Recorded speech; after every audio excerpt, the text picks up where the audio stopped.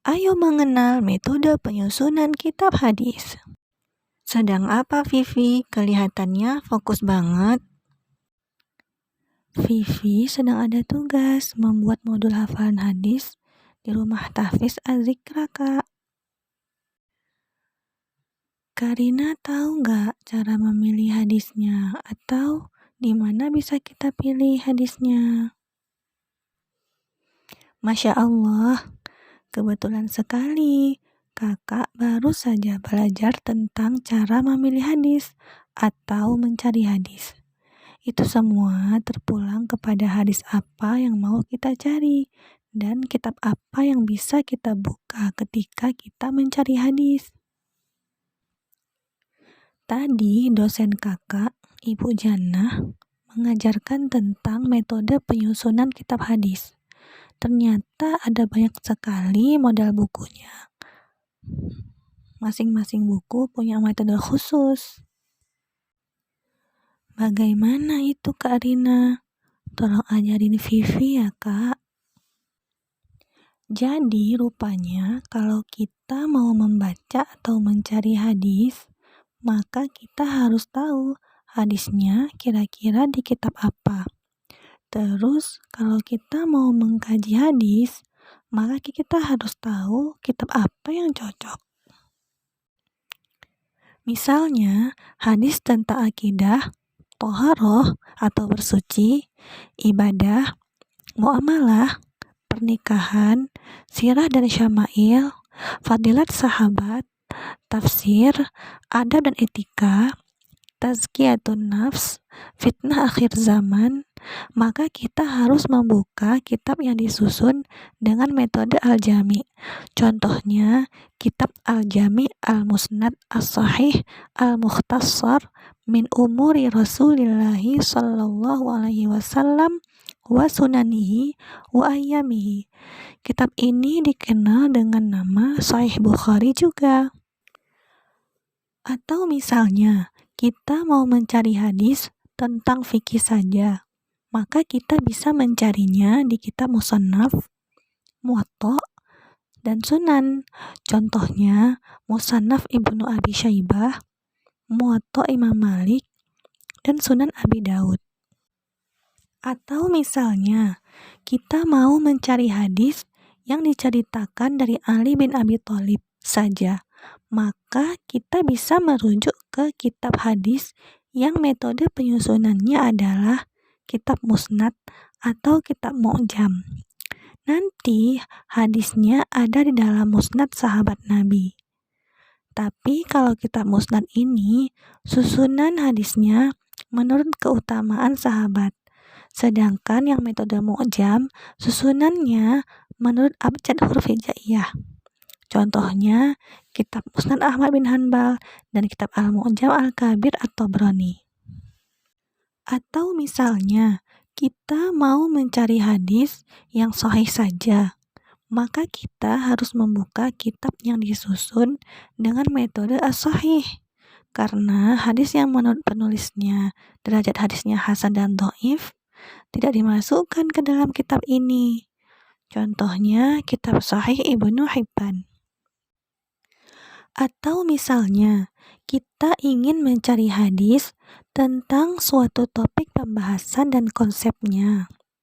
Maka kita bisa menggunakan kitab hadis yang metode penyusunannya adalah metode tema hadis dan metode juz atau ajza.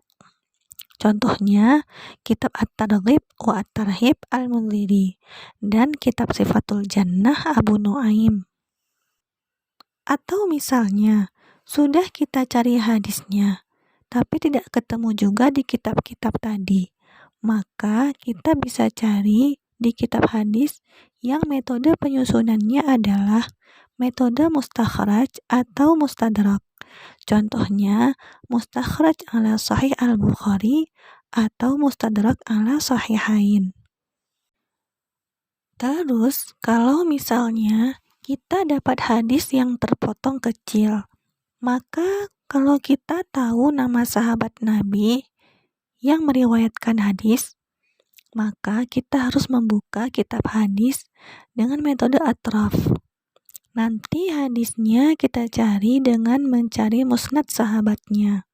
Lalu kita akan diberikan kode mencari hadis itu di kitab apa. Lalu hadisnya kita rujuk dan kita cari ke kitab yang dikodekan tadi. Contohnya, kitab Tuhfatul Atraf Bima'rifatil Atraf Al-Mizi. Selain itu, kita juga dapat mencari hadis di kitab yang disusun dengan metode majma' atau majami', yaitu yang mengumpulkan beberapa musannaf. Contohnya, kitab Majma' Az-Zawaid wa Manba' Al-Fawaid Al-Haythami. Ada juga kitab dengan metode zawaid, yaitu yang berisi kumpulan hadis-hadis tambahan kepada sebagian kitab-kitab yang lain. Contohnya, kitab Misbah Az-Zujajah fi Zawaid Ibnu Majah Al-Busairi.